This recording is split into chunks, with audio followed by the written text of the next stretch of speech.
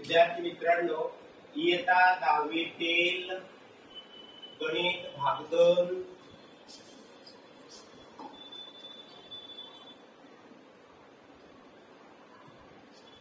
गणित भाग 2 मधील सराव संच 4.2 रचना करायची कशाच्या स्पर्शिकांच्या। तर 4.2 मध्ये या 3 उदाहरणाबाबत आपण रचना करणार आहोत। सुरुवातीला P हे केंद्रबिंदू असून त्रिज्या 3.2 सेंटीमीटर आहे, याची रचना करूया।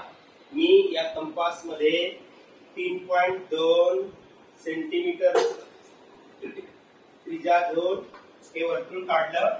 3.2 घेऊन केंद्राचा वापर करून म्हणजे सरळ हा रेषाखंड वाढवला। एक बाणाचं टोक दिल्यामुळे ते झाला किरण P, वर्तुळावरील केंद्रबिंदू M। किरण वाढवल्यानंतर PM किरण वाढवल्यानंतर लोखंडी टोक M वर ठेवलं।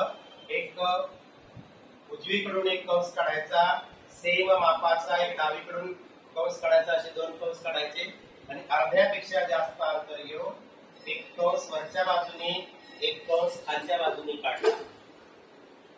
पुन्हा उजवीकडून या लोखंडी टोक ठेवून एक कंस वरच्या बाजूने एक कंस खालच्या बाजूने, असे हे 2 एकमेकांना छेदणारे कंस आल्यानंतर पट्टीचा वापर करून एक रेषा काढली। ती वर्तुळाला M या बिंदूला स्पर्श करते, म्हणजे या रेषेला स्पर्शिका L म्हणायचं। म्हणजे केंद्राचा वापर करून काढलेली स्पर्शिका L, केंद्राचा वापर करून याच्यामध्ये काय कृती केली? 3.2 सेंटीमीटर त्रिज्येचे वर्तुळ काढले आणि किरण हा वाढवला। M हा वर्तुळावरील बिंदू आहे। सेम कृती या दुसऱ्या उदाहरणात केली। O केंद्र असणाऱ्या वर्तुळात 2.7 सेंटीमीटर त्रिज्येचे वर्तुळ काढले आणि O या केंद्रातून सरळ असा पुढे हा किरण वाढवला। परत लोखंडी टोक या P वर ठेवून एक कंस उजव्या बाजूने तर एक कंस डाव्या बाजूने केला आणि एवढं जे अंतर आहे याच्या अर्ध्यापेक्षा जास्त अंतर घेऊन एक कंस वरच्या बाजूने एक कंस खालच्या बाजूने, पुन्हा उजवीकडून जो कंस आलेला होता एक कंस वरच्या बाजूने एक कंस खालच्या बाजूने, असे 2 कंस आले। त्याच्यातून रेषा ओढली, त्या रेषेला नाव दिलं M। M या रेषेतून रेषा काढली। M या 2 बिंदूतून रेषा काढली, तिचं नाव M।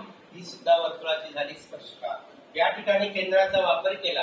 आता तिसऱ्या आकृतीमध्ये 3.6 सेंटीमीटर त्रिज्या असलेलं हे मी वर्तुळ काढलं।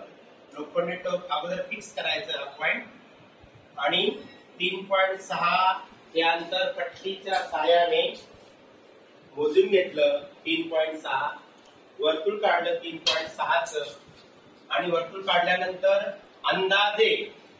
अंदाजे त्रिकोण काढला, एक असा AC खालचा रेषाखंड। परत हा B पॉइंट घेतला इकडे, हा B हा बिंदू आणि C तिन्ही बिंदू जोडले एकमेकांना, तर ABC त्रिकोण तयार झाला। आता पुढची कृती बघा। लोखंडी टोक ठेवायचं A वर, B वर ठेवायचं आणि अंदाजे त्रिज्या घेऊन अशा प्रकारे एकदाच एक कंस काढायचा। कुठे ठेवलं?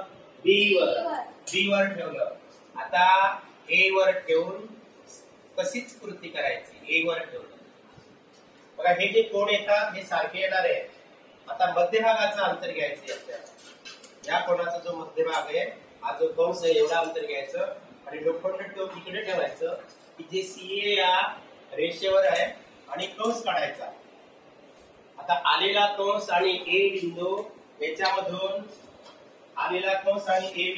याच्यातून रेषा ओढायची।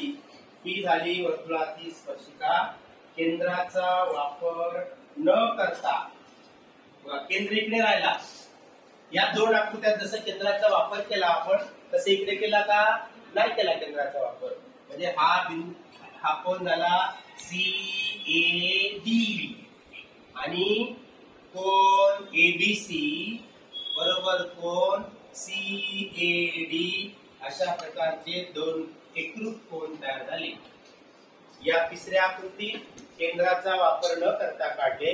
या दुसऱ्या आणि पहिल्या आकृतीत केंद्राचा वापर करून वर्तुळाला स्पर्शिके काढणे M आणि L आणि या स्पर्शिकेला नाव देऊन AD तर नाव आहेच आहे आणि समजा याला नाव दिलं N. तुला सांगतो इथे कसं काढलंय. त्रिकोण काढला 3.6 चं वर्तुळ घेतलं आणि लोखंडी टोक B वर ठेवलं, पुन्हा A वर सुद्धा ठेवलं आणि हा मधला अंतर घेतलं हे एवढं. हा जो कंस होता CA रेषाखंडावर त्याच्याद्वारे हा कंस काढला. दोन कंस एकमेकांना छेदले म्हणजे बिंदू मिळाला D आणि AD या दोन बिंदूतून रेषा काढली तर कोण तयार झाला CAD आणि ABC. याला स्पर्शिका आणि छेदिका प्रमेय असे म्हणतात. असे दोन कोण तयार झाले. प्रमेयाचा भाग वेगळा आहे. अशी तिसरी आकृती होती.